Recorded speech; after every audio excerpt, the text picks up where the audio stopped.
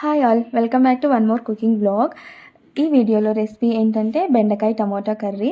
ఈ కర్రీ అయితే చాలా ఈజీ అండ్ చాలా టేస్టీగా కూడా ఉంటుందన్నమాట. బెండకాయ గ్రేవీ కర్రీ ఇష్టం లేని వాళ్ళైతే దీన్ని పక్కా ట్రై చేయొచ్చు. జిగురు జిగురుగా అలా ఉండదు, చాలా బాగుంటుంది.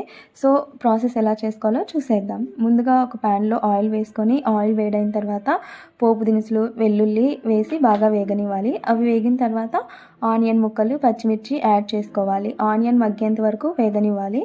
ఆనియన్ మగ్గిన తర్వాత కట్ చేసి పెట్టుకున్న బెండకాయ ముక్కల్ని యాడ్ చేసుకోవాలి. బెండకాయ కట్ చేసిన తర్వాత డైరెక్ట్ యాడ్ చేయొద్దు, కొద్దిసేపు ఆరనివ్వాలి. అప్పుడు కర్రీ అనేది జిగురు జిగురుగా లేకుండా బాగా పర్ఫెక్ట్గా వస్తుందన్నమాట.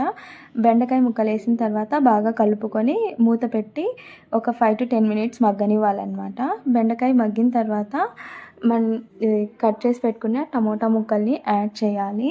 టమోటా ముక్కలు యాడ్ చేసిన తర్వాత మళ్ళీ కవర్ చేసుకొని మీడియం ఫ్లేమ్లో ఉడకనివ్వాలి. మనము ఈ కర్రీ మొత్తం మీడియం ఫ్లేమ్లో చేసుకోవాలి. ఎందుకంటే బెండకాయ హై ఫ్లేమ్లో పెట్టి చేస్తే త్వరగా మాడిపోతుంది అండ్ బెండకాయ కూడా సరిగా కుక్ అవ్వదు. సో కర్రీ మొత్తం మీడియం ఫ్లేమ్లో చేసుకుంటే చాలా బాగుంటుంది. టమోటా యాడ్ చేసి ఇలా మిడిల్లో కలుపుతూ మనం వేగనివ్వాలి బెండకాయ మగ్గేంత వరకు. ఇలా బెండకాయ మగ్గేంత వరకు సేమ్ ప్రాసెస్ రిపీట్ చేయాలన్నమాట. బెండకాయ అనేది 80 to 90% ఉడికిన తర్వాత ఫైనల్గా మనం సాల్ట్, పసుపు, కారం యాడ్ చేసుకోవాలి. సాల్ట్ అనేది స్టార్టింగ్లో యాడ్ చేయకూడదు, ఎండింగ్లో యాడ్ చేయాలి బెండకాయ కర్రీకి.